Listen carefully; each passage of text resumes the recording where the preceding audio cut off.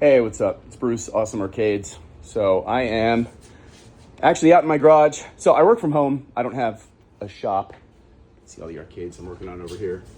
But this is, I'm not sure which arcade you're interested in. This is a Typhoon that I'm working on that my kid hit with a skateboard earlier today. So I'm doing some touch-up work. Pretty upset with him about that. Here's the control panel. So basically this is gonna mount onto this area here. So, okay. Regarding the game card, so inside the cabinet, basically there's a little door here. I've removed that. Inside the cabinet, you see this and this. And so I've got a piece, I've cut it off here just so I can show you. But basically, this is a JAMA board. There's lots of different game cards, as I kind of told you. This is an old original Pandora. And then this is what the Pandora board looks like now. Okay, the case is different, but it's inside, there's like a little micro SD card, and it's the same software. These are examples of different JAMA boards. There's lots of different colors and shapes and designs. There's like 20 different companies that make these things, but in my experience, Pandora's been the best.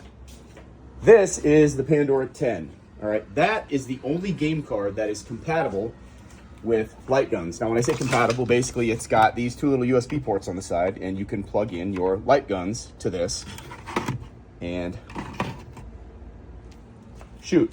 Now, this game board has been discontinued. I shouldn't say discontinued. The company that manufactures that game card went out of business in 2024. And when they went out of business, they stopped manufacturing this. They stopped manufacturing everything. But this blue board was by far their most popular board.